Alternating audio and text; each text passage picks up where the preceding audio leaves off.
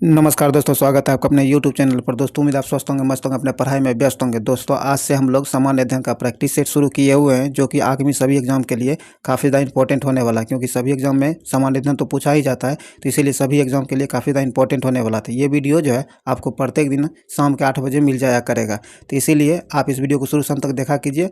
और अभी तक आप हमारे चैनल को सब्सक्राइब नहीं किए तो सब्सक्राइब करके घंटी दबा लीजिए, ताकि आने वाले वीडियो का नोटिफिकेशन आपको आसानी से मिल सके। जब भी वीडियो अपलोड किया जाए तो इसका नोटिफिकेशन सबसे पहले आप तक पहुंचे। और इस वीडियो को शुरू से अंत तक देखिए, लाइक कर दीजिए, अभी तक जो है अपने दोस्तों के साथ शेयर भी इसे कर दीजिए, ताकि उसका फ़ायदा उसे भी मिल सके।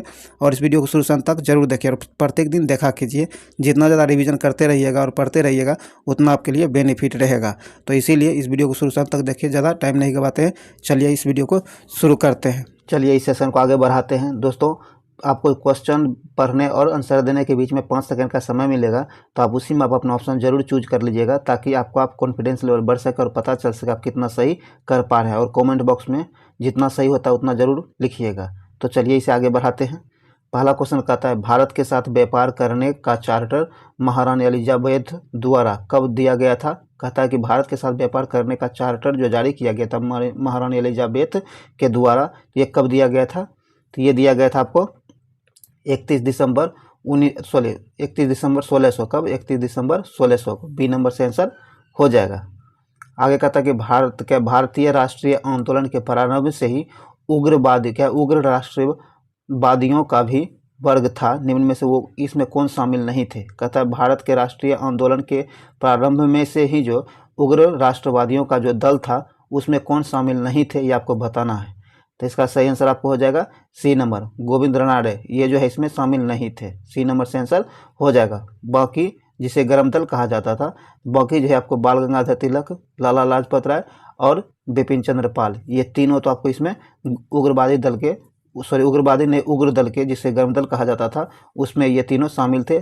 गोविंद रानडे शामिल नहीं थे। सी नंबर से आंसर हो जाएगा। इसी को लाल बाल पाल के नाम से जाना जाता है, इसी तीनों को जो गर्म दल में शामिल थे। तो यहाँ सी नंबर से आंसर हो जाएगा। चलिए आगे बढ़ते हैं। आगे कहता है कि 1916 में कांग्रेस और मुस्लिम लीग के बीच लखनऊ समझौता जो हुआ था, उसके कौन से परिणाम बाद में घातक सिद्ध हुए थे? कहता है 1916 में कांग्रेस और मुस्लिम लीग के बीच लखनऊ समझौता जो हुआ था, उसके बाद कौन सा परिणाम घातक सिद्ध हुए थे, ये आपको बताना है। तो इसका सही आंसर आपको हो जाएगा, कांग्रेस द्वारा मुसलमानों के प्रति संतुष्टिकरण की नीति का आरंभ हो जाना, ये घातक सिद्ध हुआ था। सी नंबर से आंसर हो जाएगा। आगे कहता है व्यक्तिगत सत्याग्रह किस गवर्नर जनरल के काल में हुआ था? कहता है व्यक्तिगत सत्याग्रह जो है ये किस गवर्नर जनरल के काल में हुआ था, ये आपको बताना है। तो इसका सही आंसर आपको हो जाएगा लॉर्ड लिनलिथिगो के समय में। सी नंबर से आंसर होगा किसके समय में? लॉर्ड लिनलिथिगो के समय में। और आपको ये कमेंट बॉक्स में बताना है कि व्यक्तिगत सत्याग्रह आंदोलन जो हुआ था, इसका नेतृत्व किसने किया था। चलिए आगे बढ़ते हैं। यहाँ सी नंबर से आंसर हो जाएगा। आगे कहता है कि भारतीय राष्ट्रीय कांग्रेस की पूर्ववर्ती संस्थाओं में सबसे पहली और प्रमुख संस्था थी। कहता है भारतीय राष्ट्रीय कांग्रेस जो है, इसकी पूर्ववर्ती संस्थाओं में और सबसे पहली प्रमुख संस्था कौन थी, ये आपको बताना है। तो इसका सही आंसर आपको हो जाएगा ब्रिटिश इंडिया एसोसिएशन। क्या है? British India association. C number से आंसर हो जाएगा। चलिए आगे है। आगे कहता है कि साइमन कमीशन की सिफारिशों के संदर्भ में निम्नलिखित में से कौन सा कथन सत्य कथन जो है सही दिया गया? कहता है साइमन कमीशन की सिफारिश जो है, इसके संदर्भ में निम्नलिखित में से कौन सा कथन सही दिया गया है, ये आपको बताना है। तो आइए देखते हैं। कहता है कि इसने प्रांतों में द्वैध शासन को उत्तरदायी सरकार द्वारा प्रतिस्थापित करने की संस्तुति की थी, यह गलत है। आगे कहता है इसने गृह विभाग के अधीन अंतर जो है प्रांतीय परिषद स्थापित करने का सुझाव दिया था, यह भी गलत है। इसने केंद्र में द्वैध विधायिका के उन्मूलन का सुझाव दिया था, यह सही है। तो यहाँ सी नंबर से आंसर हो जाएगा, ध्यान रखिएगा। चलिए आगे है। आगे कहता है कि Dadabhai Naoroji British House of Commons के लिए चुने जाने वाले पहले भारतीय थे। उन्होंने किस पार्टी के टिकट पर चुनाव जीता था? कहता है कि दादा भाई नौरोजी है, इन्होंने ब्रिटिश हाउस ऑफ कॉमन्स में चुने जाने वाले पहले भारतीय थे। उन्हें जो है किस पार्टी से टिकट मिला था जिस पर जीता था वह, उस पार्टी का नाम आपको बताना है।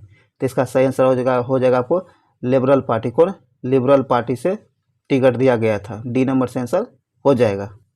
चलिए आगे बढ़ते हैं। आगे कहता है कि भारत पर हुनहो क्या है, भारत पर हुनहो का प्रथम आक्रमण किस शासक के समय में हुआ था? कहता है भारत पर प्रथम आक्रमण हुनहो के जो द्वारा किया गया था, ये किस शासक के समय में किया गया था, ये आपको बताना है। तो इसका सही आंसर हो जाएगा आपको स्कंदगुप्त के समय में। किसके? स्कंदगुप्त के समय में हुनहो का प्रथम आक्रमण भारत पर हुआ था। तो सी नंबर से आंसर हो जाएगा। चलिए आगे बढ़ते हैं। दोस्तों इस सेशन को जरूर शेयर कर दीजिए अपने दोस्तों के साथ, ताकि मैक्सिमम लोगों तक ये पहुंच सके और इसका फायदा मैक्सिमम लोग उठा सके। चलिए आगे बढ़ते हैं। कहता एहोल अभिलेख जो है किस शासक से संबंधित है? एहोल अभिलेख जो है किससे संबंधित है, किस शासक से? तो इसका संबंध जो है आपको पुलकेशिन द्वितीय से। किससे? पुलकेशिन द्वितीय से। सी नंबर से आंसर हो जाएगा पुलकेशिन द्वितीय। आगे कहता सत्यमेव जयते किस उपनिषद से संग्रहित है? कहता सत्यमेव जयते जो है यह किस उपनिषद से संग्रहित है, इसको आपको बताना है। इसका सही आंसर आपको हो जाएगा मुंडिको उपनिषद से। किससे? मुंडिको उपनिषद से यह संबंधित है। ध्यान रखिएगा, ये एग्जाम में बहुत बार पूछ लिया गया है। तो सही इसका आंसर हो जाएगा मुंडिको उपनिषद से संग्रहित है, उप सत्यमेव जयते। तो डी नंबर से आंसर हो जाएगा। चलिए आगे बढ़ते हैं। आगे कहता है कि महावस्तु महात्मा बुद्ध का जीवन वृत्तांत है, इसका संबंध किस शासक से है? कहता है कि महावस्तु जो है इसका संबंध जो है महात्मा बुद्ध के जीवन वृत्तांत से है। तो इसका संबंध किस शासक से है, शाखा से, किस शाखा से है, ये आपको बताना है। तो यह जो है आपको महायान से, किसे? महायान से इसका संबंध है। ए नंबर से आंसर हो जाएगा। आगे कहता है अकबर द्वारा बनाए गए उपासना भवन का नाम क्या है? कहता कि अकबर द्वारा जो उपासना भवन बनाया गया था उसका नाम क्या रखा गया था? तो उसका नाम था आपको इबादत खाना। क्या था? इबादत खाना। सी नंबर से आंसर हो जाएगा इबादत खाना। चलिए आगे है। आगे कहता है कि सुप्रसिद्ध संगीतकार तानसेन और बेजुबारा किसके शासनकाल में सुविख्यात थे? कहता है कि सुप्रसिद्ध संगीतकार तानसेन और बेजुबारा जो है ये किसके शासनकाल के सुविख्यात थे, ये आपको बताना है। तो इसका सही आंसर हो जाएगा आपको ये अकबर के समय में। कब? अकबर के समय में। सी नंबर से आंसर हो जाएगा अकबर के समय में। आगे कहता है न्यू केसल क्या है? न्यू केसल पोर्ट जो दुनिया का सबसे बड़ा कोयला निर्यात बंदरगाह है, यह किस देश में स्थित है? कहता है कि न्यू केसल पोर्ट जो है दुनिया का सबसे बड़ा कोयला निर्यात बंदरगाह है, यह किस देश में स्थित है, यह आपको बताना है। तो ये जो है आपको ऑस्ट्रेलिया में स्थित है। कहाँ? ऑस्ट्रेलिया में स्थित है। बी नंबर से आंसर हो जाएगा ऑस्ट्रेलिया। चलिए आगे है। आगे कहता है क्या है? देशांतर रेखाओं के संबंध में कौन सही है? कहता है देशांतर रेखा जो है उसके बारे में निम्न में से कौन सही है, ये आपको बताना है। तो देशांतर रेखा के बारे में जो सही है ये है आपको कि देशांतर के मध्य सर्वाधिक दूरी विषुवत रेखा पर होती है। कहता है कि देशांतर के बीच जो है सर्वाधिक दूरी विषुवत रेखा पर होती है। ये डी नंबर सही है, आप ध्यान रखिएगा इसे। डी नंबर से आंसर हो जाएगा। चलिए आगे बढ़ते हैं। आगे कहता है कि उत्तर से शुरू कर दक्षिण की ओर नीचे दी गई। कहता है कि उत्तर से शुरू कर दक्षिण की ओर नीचे दी गई पहाड़ियों का सही क्रम कौन सा है? कहता है कि उत्तर से शुरू करके दक्षिण तक जाने में जो पहाड़ जो है पहाड़ियों का श्रेणी दिया गया, इनमें कौन सही है, यह श्रेणी आपको चुनना है। तो इसका सही जो हो जाएगा ये हो जाएगा अन्नामलाई पहाड़ी, जवादी पहाड़ी, नीलगिरी पहाड़ियाँ और अन्नामलाई पहाड़ी, सॉरी ये नल्लामलाई है एक में। तो यहाँ सी नंबर से आंसर हो जाएगा। चलिए आगे बढ़ते हैं।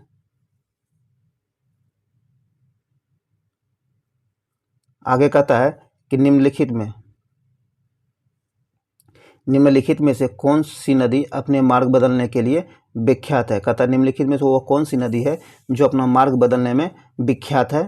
तो इसका सही आंसर आपको हो जाएगा बी नंबर। क्या है? B number. कोसी नदी जो है अपना मार्ग बदलने में सुविख्यात है और इसे बिहार का शोक नदी भी कहा जाता है। ध्यान में रखिएगा, बिहार का शोक कहा जाता है और मार्ग बदलने में प्रख्यात है ये कोसी नदी। ध्यान में रखिएगा, बी नंबर से आंसर हो जाएगा। चलिए आगे है।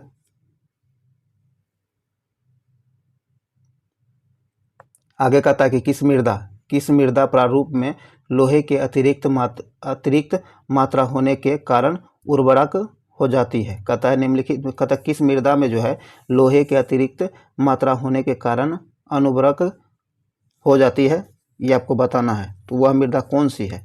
तो यह मृदा जो है आपको लेटेराइट मृदा। क्या है? लेटेराइट मृदा है। सी नंबर से आंसर हो जाएगा लेटेराइट मृदा। आगे कहता है प्रकाश के संबंध में कौन सा कथन सत्य है? कहता है प्रकाश जो है इनके संबंध में कौन सा कथन सत्य है, ये आपको बताना है। तो प्रकाश के संबंध में जो कथन दिया गया है कौन सही है, जल्दी से चुनिए आप लोग। आइए देखते हैं। कहता है कि यह जो है यह एक विद्युत चुंबकीय तरंग है, सही है।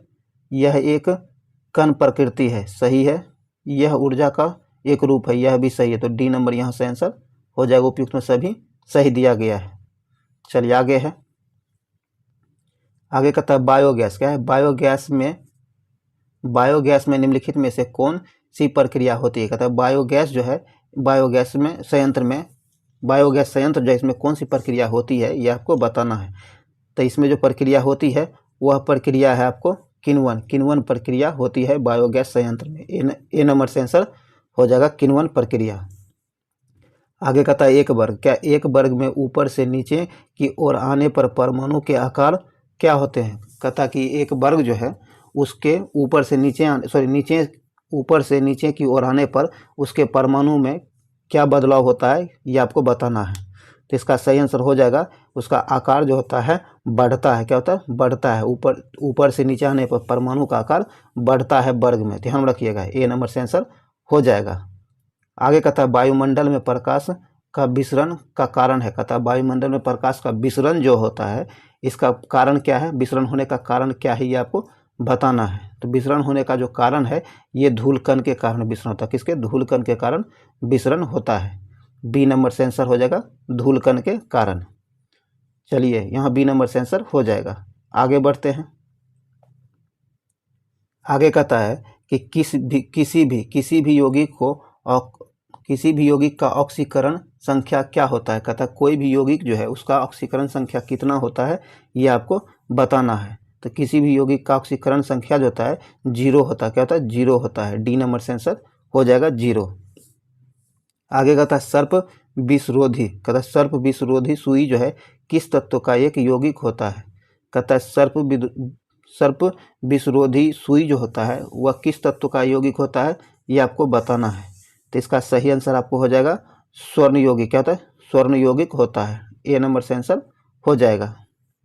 आगे कहता है दाब का जो विमीय सूत्र होता है क्या होता है? दाब का विमीय सूत्र क्या होता है?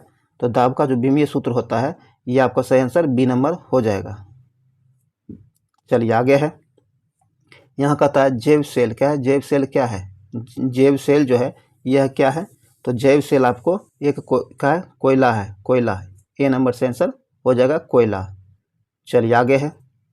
दोस्तों आप अपना ऑप्शन जरूर चूज कर लिया कीजिए ताकि इसका फ़ायदा आपको सेट लगाने का फ़ायदा मिल सके और आपका कॉन्फिडेंस लेवल बढ़ सके। और अभी तक इस चैनल को सब्सक्राइब नहीं किया तो सब्सक्राइब करके घंटी दबा लीजिए ताकि आने वाले वीडियो का नोटिफिकेशन आपको आसानी से मिल सके। और इस वीडियो को लाइक शेयर जरूर कर दीजिए।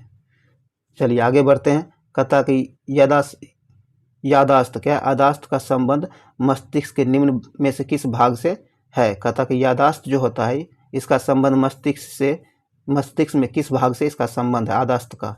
इसका सही आंसर आपको हो जाएगा सेरेब्रम का। कहाँ? सेरेब्रम भाग से संबंधित है। डी नंबर से आंसर हो जाएगा।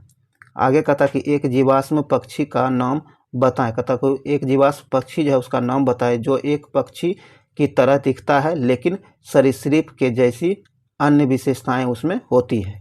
तो इसका सही आंसर जो हो जाएगा ये आपको हो जाएगा आर्कियोपेरिक्स। बी नंबर से आंसर हो जाएगा।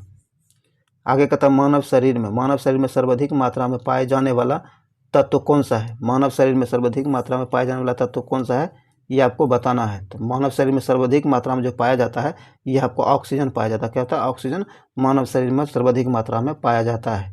बी नंबर से आंसर हो जाएगा ऑक्सीजन। चलिए आगे है,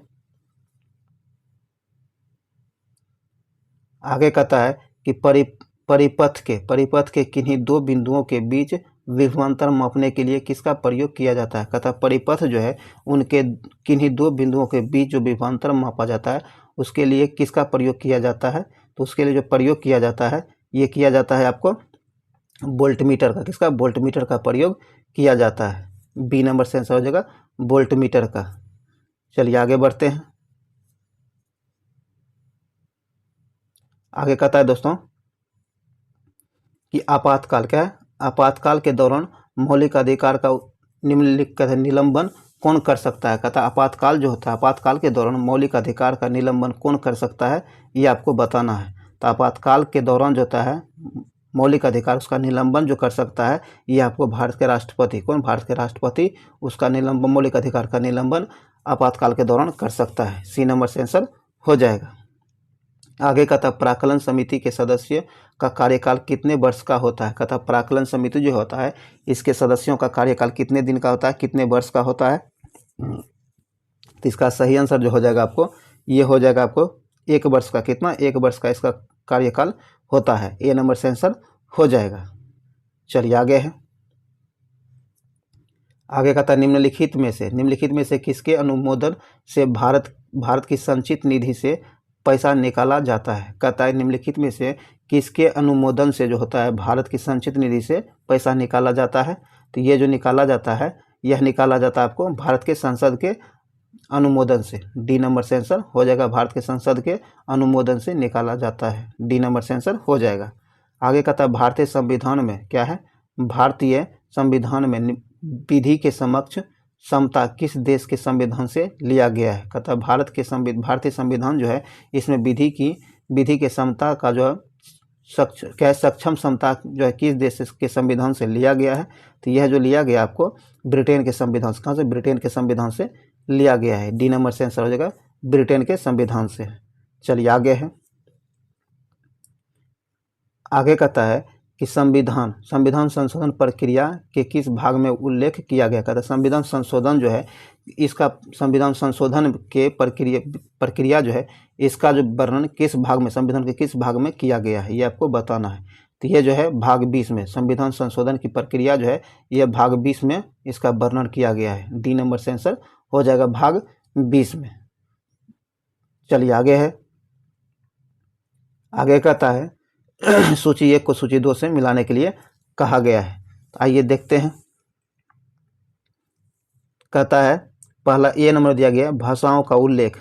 ये जो है भाषाओं का उल्लेख जो है ये किस में है? इसका उल्लेख जो है 10वीं अनुसूची। कहाँ? 10वीं अनुसूची में इसका उल्लेख है। तो ये आपको 1 से मिल जाएगा।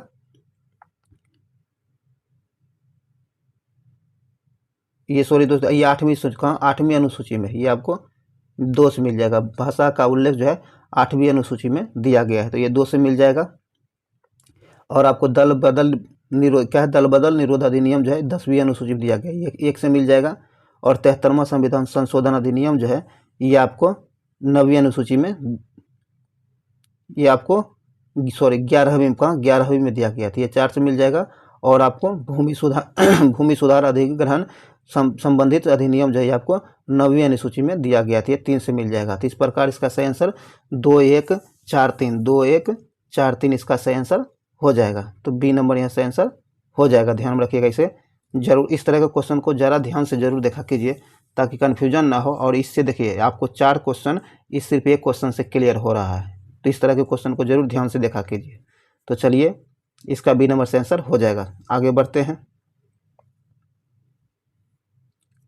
आगे कहता है कि 1833 के चार्टर अधिनियम के अंतर्गत प्रथम विधि आयोग का गठन किसकी अध्यक्षता में किया गया था? कहता है कि 1833 का चार्टर अधिनियम जो है यह जो है इसके अंतर्गत प्रथम विधि आयोग का गठन किसकी अध्यक्षता में किया गया था? तो ये जो किया गया था आपको लॉर्ड मैकाले की अध्यक्षता में, किसके? लॉर्ड मैकाले की अध्यक्षता में। बी नंबर से आंसर हो जाएगा।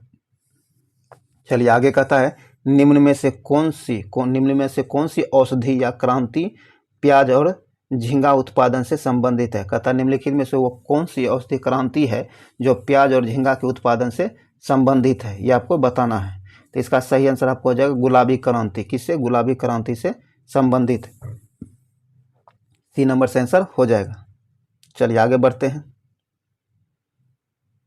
आगे कहता है कि निम्नलिखित में से किन दो संस्थाओं को ब्रेटन वुड्स जुड़वा के नाम से जाना जाता है। तो इसका सही आंसर जो होगा, इसका सही आंसर हो जाएगा आपको IMF और विश्व बैंक, इन दोनों को सी नंबर से आंसर हो जाएगा। चलिए आगे बढ़ते हैं। दोस्तों इसे लाइक शेयर जरूर कर दीजिए, चैनल सब्सक्राइब नहीं किया तो सब्सक्राइब कर दीजिए, हमें सपोर्ट जरूर कीजिए ताकि हमें भी आप लोगों के लिए काम करने के लिए मोटिवेशन मिलता रहे। चलिए आगे बढ़ते। कहता है किस वर्ष भारतीय उर्वरक बैंक का राष्ट्रीयकरण किया गया था। कहता है कि भारत जो है भारत रिजर्व बैंक, क्या है? भारत रिजर्व बैंक, सॉरी दोस्तों, ये जो है कहता है किस वर्ष भारतीय रिजर्व बैंक का जो है राष्ट्रीयकरण किया गया था। तो ये किया गया था आपको 1949 में। कब? 1949 में भारतीय रिजर्व बैंक का राष्ट्रीयकरण किया गया था। यहाँ बी नंबर से आंसर हो जाएगा। और इसकी स्थापना की बात किया जाए तो इसकी स्थापना 1935 में किया गया था। कब? 1935 में इसकी स्थापना की गई थी और इसका राष्ट्रीयकरण 1949 में किया गया था। तो बी नंबर यहाँ से आंसर हो जाएगा। आगे कहता है हिंदू राष्ट्र का विचार मूलतः किसका है। हिंदू राष्ट्र जो है, हिंदू राष्ट्र का विचार मूलतः किसके द्वारा दिया गया था। तो यह जो दिया गया था, ये दिया गया था बी.डी. सावरकर के द्वारा। किसके द्वारा? बी.डी. सावरकर के द्वारा। ए नंबर से आंसर हो जाएगा। आगे कहता है भारत में आयकर जो है क्या है। भारत में आयकर जो है ये आपको प्रत्यक्ष और प्रगतिशील कर है। बी नंबर से आंसर हो जाएगा। चलिए आगे है। आगे कहता है कुचिपुड़ी, क्या है? कुचिपुड़ी किस राज्य का प्रसिद्ध लोक नृत्य है। कुचिपुड़ी जो है यह किस राज्य का प्रसिद्ध लोक नृत्य है। तो इसका सही आंसर आपको हो जाएगा आंध्र प्रदेश का। कहाँ का? आंध्र प्रदेश का। डी नंबर से आंसर हो जाएगा। आगे कहता है हिमानी उत्तम पर्व जो है का संबंध किस खेल से है। तो इसका संबंध जो है आपको मलखब से। बी नंबर से आंसर होगा मलखब। आगे कहता है निपख आंदोलन के प्रणेता है। कहता है कि निपख आंदोलन जो है, निपख आंदोलन, इसके प्रणेता कौन है। इसके प्रणेता जो है आपको ये है आपको दादू दयाल। कौन? दादू दयाल। सी नंबर से आंसर हो जाएगा दादू दयाल। चलिए आगे है। आगे कहता है द्रकमा सिक्का किसने चलाया है। द्रकमा सिक्का जो चलाया गया था यह किसके द्वारा चलाया गया था। तो यह चलाया गया था आपको ग्रीक के द्वारा। किसके द्वारा? ग्रीक के द्वारा चलाया गया था। ए नंबर से आंसर हो जाएगा ग्रीक के द्वारा। आगे कहता है बाढ़ के दौरान हर वर्ष नए एलुवियम का जमाव जो मिट्टी की उर्वरता को बढ़ाता है। कहता है कि बाढ़ के दौरान जो होता है हर वर्ष नए एलुवियम का जमाव जो होता है किस मिट्टी में, जो मिट्टी में होता है वो उर्वरक बढ़ाता है, किस मिट्टी में होता है। तो इसका सही आंसर हो जाएगा आपको खादर मिट्टी में। ए नंबर से आंसर हो जाएगा खादर मिट्टी में। चलिए आगे है। आगे कहता है कि वह समुद्री सीमा जहां तापमान तेजी से कम होता है। कहता है कि वह समुद्री सीमा कौन सा है जहां तापमान जो होता है, तापमान में तेजी से कमी होता है। तो इसका सही आंसर हो जाएगा आपको थर्मोक्लाइन का, थर्मोक्लाइन सीमा में। सी नंबर से आंसर हो जाएगा। आगे है बेसल मापदंड जो है इसका संबंध किस क्षेत्र से है। तो बेसल मापदंड जो है इसका संबंध जो है बैंकिंग क्षेत्र से। किससे? बैंकिंग क्षेत्र से है। ए नंबर से आंसर हो जाएगा बैंकिंग क्षेत्र से। चलिए आगे बढ़ते हैं। आगे कहता है कि इंग्लिश में पहली बार औद्योगिक क्रांति शब्द का प्रयोग किसने किया था। कहता है इंग्लिश में जो है पहली बार औद्योगिक क्रांति शब्द का प्रयोग सर्वप्रथम किसने किया था। तो ये किया था आपको अर्नाल्ड टाइमबी ने। डी नंबर से आंसर हो जाएगा। चलिए आगे बढ़ते हैं। आइए कुछ इंपॉर्टेंट फैक्ट स्मरणीय तथ्य दिया गया है उसके बारे में भी देख लेते हैं। कहता है कि भारत में मानव का सर्वप्रथम साक्ष्य प्राप्त हुआ है। तो भारत में मानव का सर्वप्रथम साक्ष्य प्राप्त हुआ है ये आपको नर्मदा घाटी से प्राप्त हुआ है। आगे कहता है सर्वप्रथम प्राचीनतम अस्थायी जीवन के प्रमाण मिले हैं। सर्वप्रथम प्राचीनतम जो अस्थायी जीवन के प्रमाण मिले हैं ये आपको मेहरगढ़ से, कहाँ से? मेहरगढ़ से मिले हैं। तो यहाँ आपको मेहरगढ़ हो जाएगा। आगे कहता है एक ही कब्र से 3 मानव कंकाल की विशेष का जो विशेष मिला है ये कहाँ से मिला है? एक ही कब्र से 3 मानव कंकाल का जो विशेष मिला है ये दमदमा से मिला है। कहाँ? दमदमा से मिला है। कहता है गर्तावास, क्या है? गर्तावास के साक्ष्य प्राप्त हुए हैं। गर्तावास जो है इसके साक्ष्य बुर्ज होम से मिला है। कहाँ? बुर्ज होम से मिला है। आगे है मानव के साथ कुत्ते को दफनाने का साक्ष्य प्राप्त हुआ है। तो मानव के साथ कुत्ते को दफनाने का साक्ष्य मिला है यह बुर्ज होम से ही मिला है। कहाँ से? बुर्ज होम से ही मिला है। आगे कहता है क्या है? जुता हुआ खेत का साक्ष्य कहाँ से प्राप्त हुआ है? ये कालीबंगा का कालीबंगा से प्राप्त हुआ है। जुते हुए खेत जो है इसका साक्ष्य आपको कालीबंगा से प्राप्त हुआ है। चलिए आगे है। आगे कहता है अग्निकुंड, अग्निकुंड का साक्ष्य प्राप्त हुआ है। अग्निकुंड का साक्ष्य आपको कालीबंगन एवं लोथल दोनों से मिला है। कहाँ? कालीबंगन एवं लोथल से दोनों जगह से मिला है अग्निकुंड का साक्ष्य।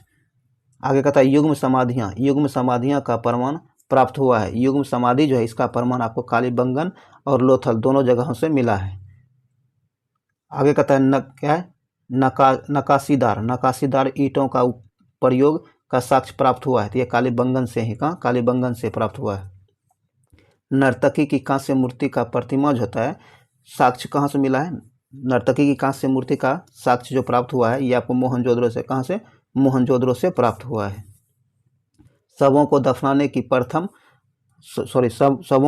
का प्रथा जो है इसका प्रचलन आपको हड़प्पा में देखा गया। कहाँ? हड़प्पा सभ्यता में देखी गई थी। यहाँ हड़प्पा सही आंसर हो जाएगा।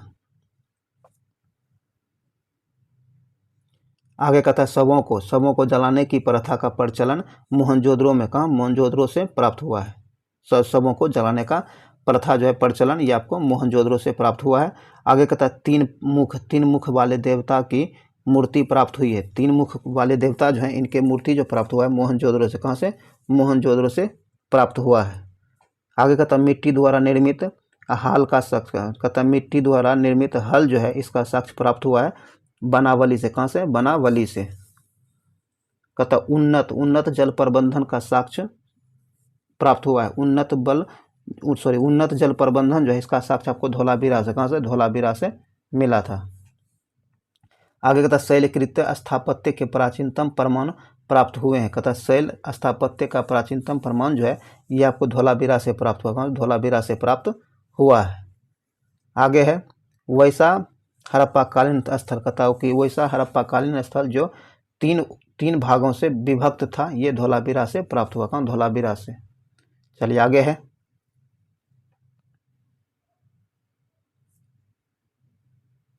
आगे कहता है कि कृषि का प्रथम साक्ष्य प्राप्त हुआ है। कृषि का प्रथम साक्ष्य मेहरगढ़ से, कहाँ से? मेहरगढ़ से प्राप्त हुआ है। चावल का प्राचीनतम साक्ष्य प्राप्त हुआ है कोल्डी हवा से। कोल्डी हवा से चावल का प्रथम साक्ष्य प्राचीनतम साक्ष्य प्राप्त हुआ है कोल्डी हवा से। कहता आग का आविष्कार जो हुआ था ये वो पूरा पाषाण काल में। आग का आविष्कार पूरा पाषाण काल में हुआ था। पहिए का आविष्कार जो हुआ था ये नव पाषाण काल में। कब? नव पाषाण काल में पहिए का आविष्कार हुआ था। आगे कहता मानव द्वारा सर्वप्रथम प्रयुक्त अनाज था। कहता मानव द्वारा प्रयोग किया जाने वाला प्रमुख अनाज कौन था? प्रथम अनाज कौन था? तो ये आपको जौ या यव था। आगे कहता मानव द्वारा सर्वप्रथम प्रयोग में लाया जाने वाला धातु कौन सा था? तो ये तांबा था। कौन?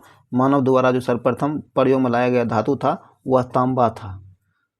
चलिए आगे है। आगे कहता है कि राष्ट्रीय मानव संग्रहालय स्थित है। राष्ट्रीय मानव संग्रहालय जो है ये आपको भोपाल में स्थित, कहाँ? भोपाल में स्थित है। आगे है सिंधु सभ्यता के प्रमुख बंदरगाह थे। सिंधु सभ्यता जो थे उनके प्रमुख बंदरगाह कौन थे? तो ये लोथल और सुतकोटदा। क्या है? लोथल और सुतकोटदा जो था ये दोनों प्रमुख बंदरगाह थे सिंधु सभ्यता के। आगे है हड़प्पा एवं मोहनजोदड़ो को संयुक्त या जुड़वा राजधानी कहा गया। तो ये पिगट ने, किसने कहा था? पिगट ने कहा था ये। तो दोस्तों ये वीडियो यहीं समाप्त करते हैं। उम्मीद है वीडियो आपके लिए यूजफुल रहा होगा, और जितना भी आप कमेंट बॉक्स जितना भी सही आप कर पाए होंगे क्वेश्चन वस्तुनिष्ठ प्रश्न में, उसे जो है कमेंट बॉक्स में जरूर बताइए, ताकि इसका फायदा मिल सके। और इसे अभी तक लाइक नहीं किया तो लाइक शेयर जरूर कर दीजिए, चैनल को सब्सक्राइब कर लीजिए, घंटी दबा लीजिए, ताकि जब भी वीडियो अपलोड किया जाए तो उसका नोटिफिकेशन सबसे पहले आप तक पहुँच सके। तो पूरा वीडियो देखने के लिए धन्यवाद। मिलते हैं अगले वीडियो में, तब तक के लिए जय हिंद।